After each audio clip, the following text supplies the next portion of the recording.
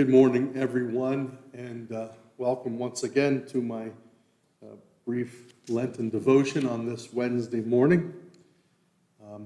Today, I'm going to share a little bit about probably the person that the people we've been focusing on this Lenten season, the person I know the least about, the most obscure to me, John Donne, who was born sometime in the first half of 1572 in England, in London. Donne was considered the chief of the metaphysical poets of the 16th and 17th century. Metaphysical poets blended emotional and intellectual ingenuity into their poetry, unlike anyone had before or since. Donne's was a fusion of thought and feeling.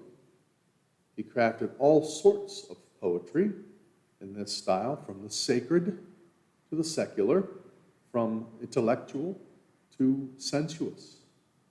Donne's personal life was quite tumultuous on many levels. He was incredibly intelligent, having matriculated from Oxford University at age 12 after 3 years of studies, then going on to study at Cambridge, though he could not accept degrees from either place, since as a Roman Catholic, he could not swear allegiance to the Protestant queen of the time, Queen Elizabeth.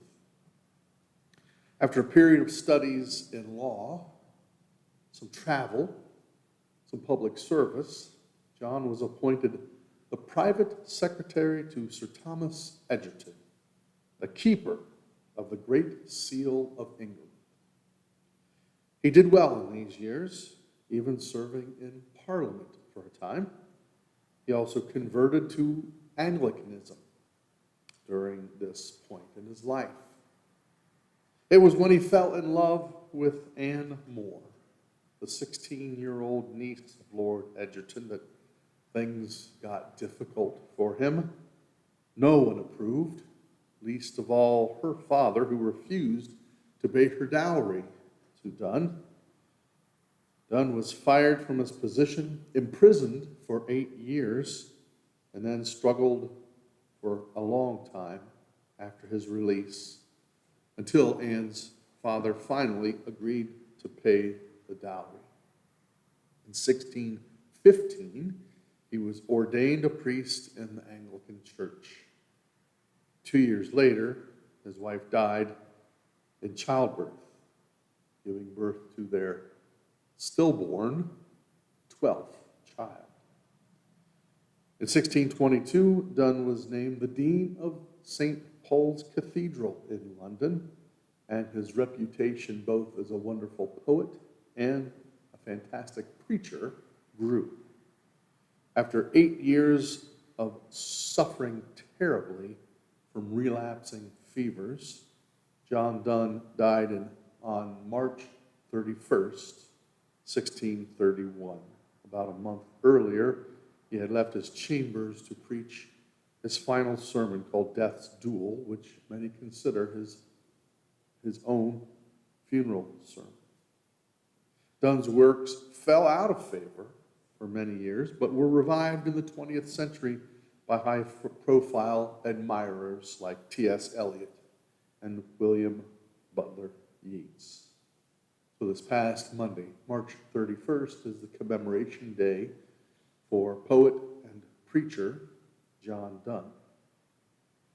I would like to, as a devotional exercise, close this time by reading one of Donne's poems called Good Friday, 1613, Riding Westward. It's written in an Old English style of the time, but I hope it does help us all to reflect on Jesus' sacrifice on the cross in a way that helps us to appreciate both John Donne's devotion and Jesus giving his life for us.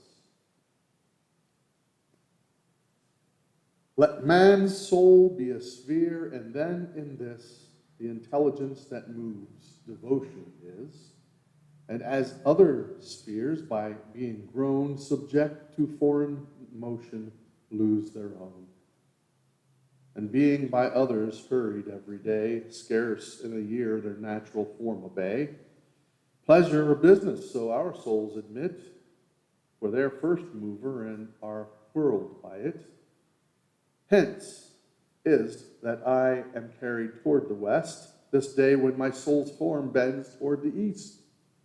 There I should see a sun by rising set, and by that setting endless day beget. But that Christ on this cross did rise and fall, sin had eternally begotten all. Sin had eternally benighted all.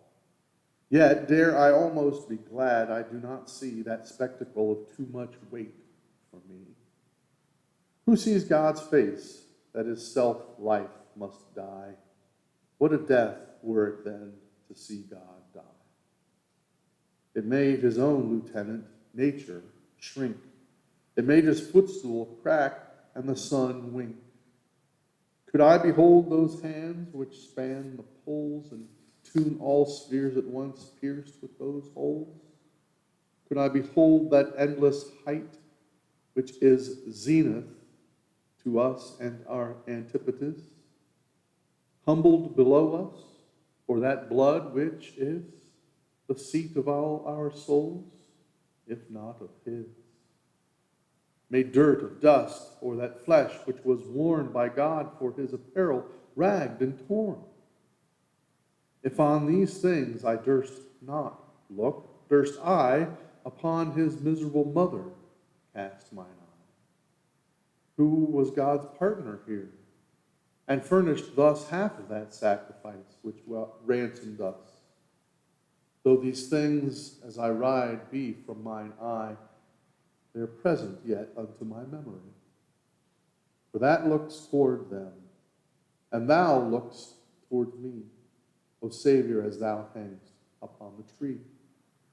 I turn my back to thee, but to receive corrections till thy mercies bid thee lead. O think me worthy thine anger, punish me, burn off my rusts and my deformity. Restore thine image so much by thy grace, that thou mayst know me, and I'll turn my